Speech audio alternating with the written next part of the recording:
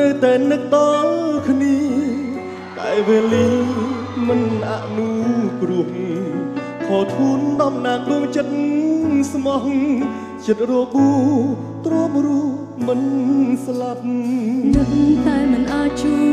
បគ្នាពេលវេលាទីឲ្យឈឺចាប់ក៏ធូនសុំទោសមិនអាចប្រាប់ So sorry honey លឺអត់បងដល់ខ្លួនដើម្បីឲ្យអូនថែគេ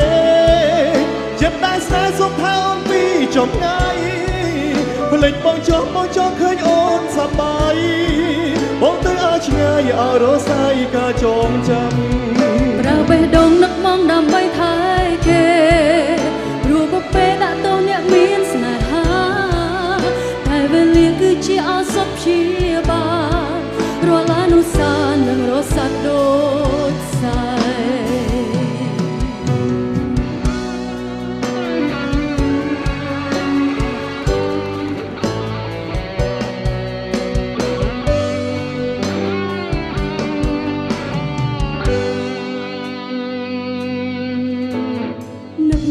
មិនអាចជួបគ្នាពេលវេលាទីឲ្យឈឺចាប់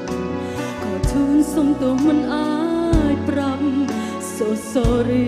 honey ព្រមដល់ខ្លួនដើម្បីឲ្យអូនថែគេ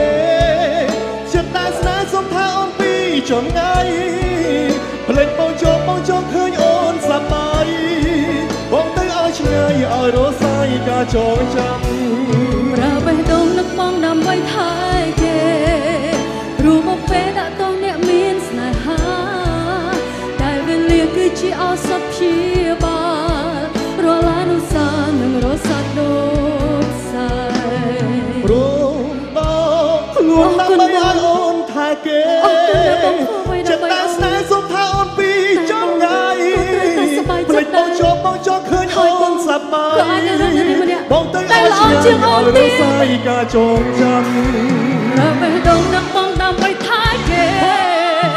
ព្រោះមកពេលដាក់តោអ្នកមានស្នេហាតែវេលាគឺជាអសពព្យាបាលរលានុសានឹងរសាត់ដូចសាយឬឈឺចាប់នឹងស្លាប់ទៅតាមវេលាថ្ងៃក្រោយជួបគ្នាយើងនៅតែ